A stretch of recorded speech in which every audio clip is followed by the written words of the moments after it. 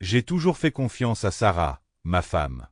Nous étions ensemble depuis 8 ans, contre vent et marée, et je croyais sincèrement que nous étions heureux. Elle était belle, gentille et ambitieuse, le genre de femme qui pouvait illuminer une pièce.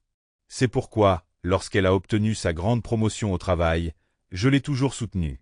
Elle la méritait, et je voulais qu'elle s'épanouisse. Mais ensuite, il est arrivé.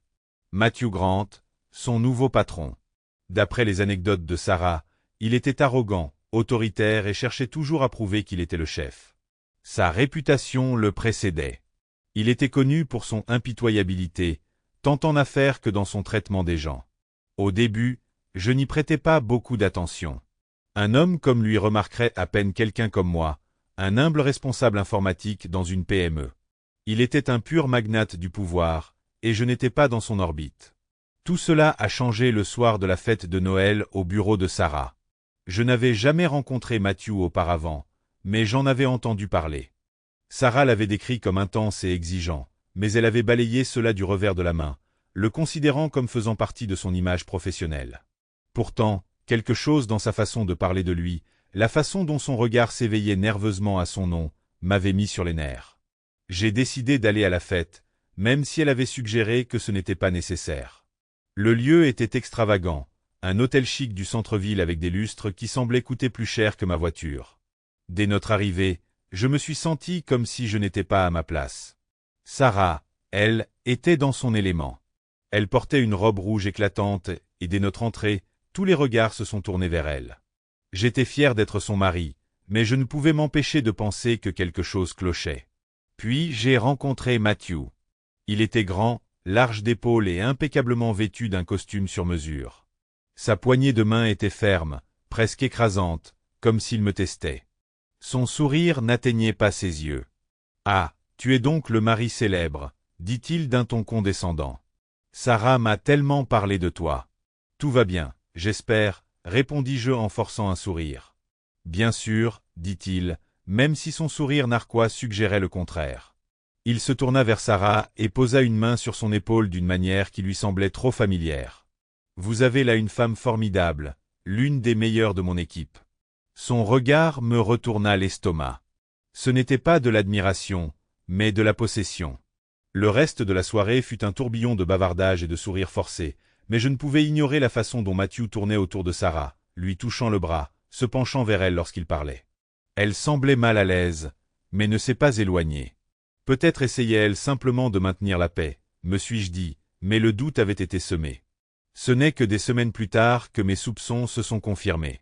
Sarah travaillait plus souvent tard que d'habitude, toujours sous prétexte d'un projet urgent ou d'une échéance de dernière minute. Un soir, elle a laissé son téléphone sur le comptoir de la cuisine pendant qu'elle prenait sa douche. Un message est apparu à l'écran. « J'ai hâte de te voir demain. La soirée d'hier était incroyable. Matthew. » Mon cœur s'est arrêté. Je ne voulais pas y croire. Je lui avais toujours fait confiance. Mais c'était là, indéniable. La femme que j'aimais avait une liaison avec son patron. Pendant des jours, j'ai hésité à savoir quoi faire. La confronter? Partir? Mais à mesure que le choc initial s'estompait, ma colère grandissait. Il ne s'agissait pas seulement de la trahison. Il s'agissait de lui, l'alpha suffisant et autoproclamé, qui pensait pouvoir prendre tout ce qu'il voulait, y compris ma femme. J'ai décidé de ne pas me contenter de les affronter. Je le ferai payer. J'ai commencé par creuser un peu. Être responsable informatique avait ses avantages. Je savais comment trouver ce que les gens voulaient cacher. Il ne m'a pas fallu longtemps pour démasquer les squelettes dans le placard de Matthew. Il avait un passé de transactions commerciales douteuses, des notes de frais douteuses et la réputation de contourner les politiques RH. Il était intouchable car il obtenait des résultats. Mais son arrogance le rendait négligent. La première étape de mon plan était de prévenir Sarah que j'étais au courant. J'ai attendu qu'elle rentre tard un soir, les cheveux en bataille et la culpabilité visible sur son visage. « Comment s'est passé le travail ?» ai-je demandé d'une voix calme mais froide. « D'accord, » dit-elle en évitant mon regard. « Tu veux me dire quelque chose ?» Elle se figea, la main posée sur son sac. « Qu'est-ce que tu veux dire ?» Je sortis son téléphone, le message compromettant toujours affiché à l'écran. Son visage pâlit. Je te faisais confiance, Sarah. Je t'aimais. Et c'est ça que tu fais? Elle s'est mise à pleurer, marmonnant des excuses. Je m'en fichais. Je lui ai dit que j'avais besoin d'espace et qu'elle devrait rester chez une amie un moment. Elle n'a pas discuté. Sarah étant sortie, je me suis concentré sur Matthew. S'il voulait jouer les jeux de pouvoir, il choisirait le mauvais adversaire. J'ai divulgué anonymement les preuves de sa fraude aux notes de frais au conseil d'administration de son entreprise. C'était assez simple. Quelques courriels bien placés, accompagnés de captures d'écran et d'explications détaillées, ont suffi. Quelques jours plus tard, une enquête interne a été ouverte. Mais je n'avais pas fini. J'ai ensuite rassemblé des preuves de son comportement inapproprié envers des employés. Il s'est avéré que Sarah n'était pas la première. J'ai contacté quelques-uns de ses anciens subordonnés via LinkedIn, me présentant comme un citoyen concerné par le harcèlement au travail. 2 femmes ont accepté de partager leur histoire et je les ai aidées à déposer une plainte officielle auprès des RH.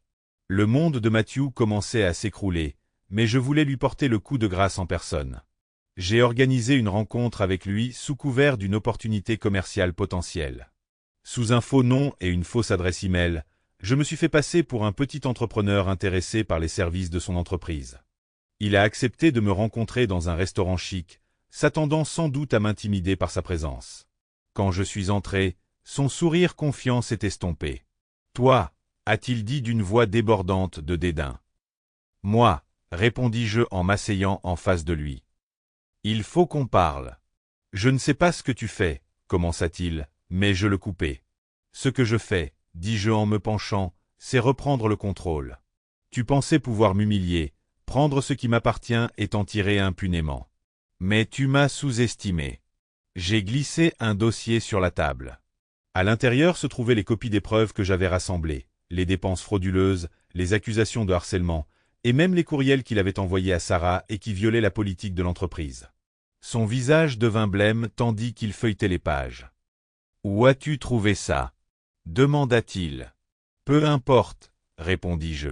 « Ce qui compte, c'est la suite. Tu es fini, Matthew. Le conseil enquête déjà sur toi. Les RH examinent les plaintes. D'ici une semaine, ta carrière sera ruinée. » Il me fixa, la mâchoire serrée, essayant de garder son sang-froid. « Que veux-tu ? » ?»« Je ne veux rien de toi, » dis-je. « Il ne s'agit pas de chantage. Il s'agit de justice. Tu te crois intouchable, mais tu ne le es pas.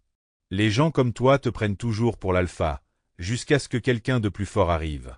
Prends ça comme une leçon. » Je me suis levé, laissant le dossier sur la table. « Profite bien de ta soirée, Matthew. Ce sera peut-être l'une de tes dernières en tant qu'homme libre. » En sortant du restaurant, j'ai ressenti un sentiment de vérité. Sarah et moi ne serions plus jamais les mêmes, mais j'avais fait valoir mon point de vue. Matthew Grant n'était pas invincible, et il l'avait appris à ses dépens. 2 semaines plus tard, il était licencié, publiquement déshonoré et risquait des poursuites judiciaires. Sarah a essayé de se réconcilier avec moi, mais je ne pouvais plus la regarder du même œil. J'ai demandé le divorce, sachant que je méritais mieux. La vengeance n'a pas guéri la douleur, mais elle m'a donné un sentiment de contrôle. Et parfois, c'est suffisant.